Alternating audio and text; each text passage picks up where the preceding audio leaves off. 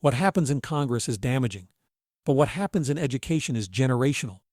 Education is supposed to train minds, not recruit them. It is supposed to build discernment, not manufacture agreement. At its best, school is where a young person learns to think clearly when the subject is complex, when the evidence conflicts, when emotions run high, and when the crowd is sure of itself. But when education becomes preaching, it becomes something else. It becomes indoctrination. Instead of releasing students into the world with strong minds and steady judgment, it trains them to repeat what they are supposed to say. They learn the social reward system before they learn the reasoning process. They learn which conclusions are applauded and which ones are punished, and over time, they begin to confuse conformity with intelligence. That is a quiet tragedy because those students don't become resilient thinkers. They become fragile believers. And fragile believers are easy to steer. Not because they are stupid. Often, they are bright. But they have been trained to react before they reflect. Their minds have been conditioned to move with the herd, and once the herd begins to run, it becomes hard to stop and ask whether it is running in the right direction. That modern environment does its work everywhere. A media culture built on speed trains people to treat the first impression as the final verdict. A political culture built on tribal loyalty trains people to treat disagreement as danger.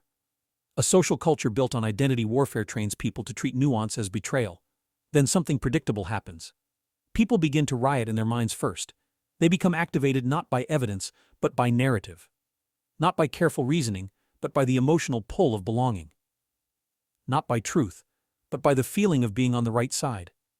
And when enough people live that way long enough, sometimes the riot leaves the mind and enters the streets. At that point, it becomes dangerous, because complex systems cannot survive without people who can think. You cannot run a nation on slogans, purity tests, and emotional pressure. You cannot maintain freedom when citizens no longer value free thought. You cannot solve hard problems when the search for truth has been replaced by the search for enemies. This is how societies fracture from the inside. Trust erodes. Dialogue becomes impossible. Institutions lose legitimacy. People retreat into tribes. And tribes begin to see one another not as fellow citizens, but as threats. And when we reach that place, we are no longer debating ideas.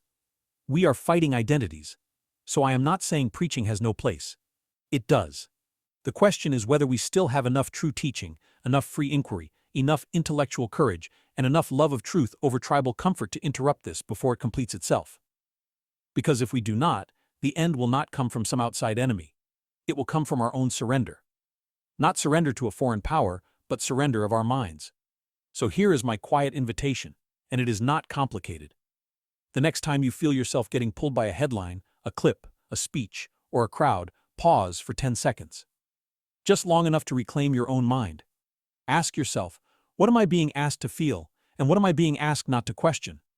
Then ask, what would I need to know to be sure? That small pause is a form of freedom. And if enough of us take it, we might just teach our way back to a society that can think again.